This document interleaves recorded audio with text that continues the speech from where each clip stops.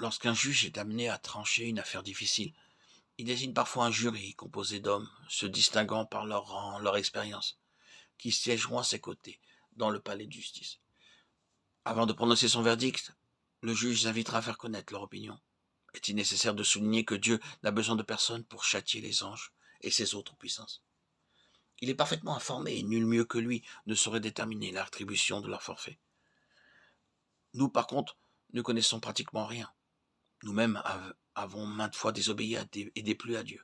Et cependant, son bon plaisir est que nous soyons ses collaborateurs. Lorsque les puissances les plus élevées de l'univers comparaîtront devant lui. L'issue de toutes ces choses est que nous régnerons avec lui. Nous lisons au chapitre 20 d'Apocalypse, verset 4, « Je vis des trônes et à ceux qui s'y assirent. » Il n'y avait pas seulement un trône, mais un grand nombre, réservé à ceux qui remporteront la victoire. Il apparaît ainsi que les vainqueurs seront dans un premier temps associés à Dieu dans ses jugements et ils régneront ensuite avec lui. Bien que nous le sachions et que nous l'ayons lu à maintes reprises dans la Bible, nous aimons cependant nous élever. Où que nous allions, nous nous sentons offensés si l'on ne nous honore pas et que l'on ne fasse pas nos éloges. Si nos semblables nous adressent des compliments et disent du bien de nous, nous en éprouvons une grande joie et nous en sommes très fiers. C'est cela, l'homme naturel. Alors que la loi divine prévoit que c'est uniquement en nous humiliant que nous pourrons être élevés. C'est une chose dont nous deviendrons capables si nous sommes vainqueurs.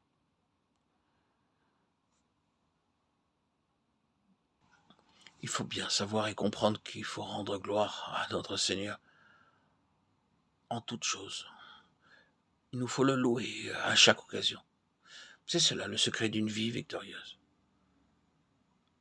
Comprenez bien qu'il vous faut être capable d'exalter Dieu à tout moment, par vos paroles, par le témoignage de votre vie et par votre ministère. Refusez d'être honoré par les hommes, fuyez ceux qui vous flattent et chantent vos louanges. Daniel est un exemple type du vainqueur, qui ne sera pas inquiet, préoccupé ou tracassé par quoi que ce soit, pas même par les choses qu'il ne peut comprendre. Il pourrait nous arriver ces jours-ci d'observer autour de nous des choses qui dépassent notre entendement. C'est surtout au cours des derniers jours que se produiront devant nos yeux de nombreux signes et prodiges qui ne viendront pas du Seigneur et que nous ne serons pas capables d'expliquer d'une manière satisfaisante. Cependant, si nous sommes vainqueurs, nous n'en serons pas effrayés, car nous aurons l'assurance que Dieu nous révélera la portée et la signification de tous ces événements de la manière et au moment qu'il aura choisi. Car le Seigneur l'Éternel ne fait rien sans avoir révélé son secret à ses serviteurs, les prophètes. Amos 3,7. Le Seigneur Jésus nous a donné l'assurance que nous sommes ses amis. Je ne vous appelle plus serviteur parce que le serviteur ne sait pas ce que fait son maître, mais je vous ai appelé ami parce que je vous ai fait connaître tout ce que j'ai appris de mon Père. Jean 15,15. Nous pouvons réellement le devenir lorsque nous plaçons notre confiance en lui et que nous lui parlons avec franchise. Alors il nous révélera sûrement chaque secret au moment opportun. Il n'est nullement nécessaire que nous nous tracassions avant le temps. Le secret consiste à rester humble en chaque circonstance, exalter, magnifier, glorifier notre Seigneur, sachant combien il est grand. Ne vous fiez pas à votre propre sagesse humaine qui est semblable à celle des animaux. Ayez dans votre cœur la conviction que la gloire humaine disparaîtrait bientôt. En toute humilité, manifestez à Dieu votre reconnaissance, car il vous a fait l'honneur de vous accepter à son service, et remerciez-le pour la joie que vous aurez de voir le fruit de votre labeur.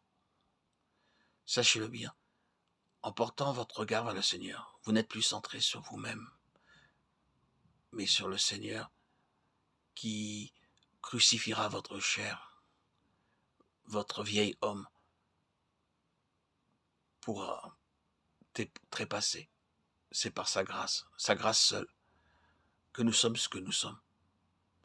Comme il est écrit dans 1 Corinthiens 15, 9, 10. Car je suis le moindre des apôtres. Je ne suis pas digne d'être appelé apôtre parce que j'ai persécuté l'Église de Dieu. Par la grâce de Dieu, je suis ce que je suis et sa grâce envers moi n'a pas été vaine. Loin de là, j'ai travaillé plus que tous, non pas moi, toutefois, mais la grâce de Dieu qui est avec moi. Le vieil homme peut enfin nous quitter, ou du moins s'affaiblir, si nous mettons toute notre confiance, toute notre joie, toute notre espérance entre les mains du Seigneur. Lui seul allège nos fardeaux, lui seul peut nous faire avancer. Sans lui, nous ne sommes rien. Une leçon encore avant de clore ce chapitre de Daniel. Nebuchadnezzar aurait dû être puni sévèrement à cause de son comportement orgueilleux, en dépit d'avertissements répétés. Cependant, le Seigneur fut très patient envers lui, car à une certaine époque, il s'était soumis, devenant dans sa main un instrument pour punir les Juifs. Dieu n'oublie jamais ce que nous faisons pour lui, et il ne manquera pas de récompenser amplement tout notre labeur. C'est seulement lorsqu'un homme néglige toutes les occasions que le Seigneur lui offre, refusant de s'humilier de façon réitérée, qu'il sera inévitablement rejeté. Puisse le Seigneur nous sauver de ces embûches et faire de nous de vrais vainqueurs. Il est nécessaire d'être prêt à affronter toutes les attaques du diable. Le livre de Daniel nous est d'un grand secours.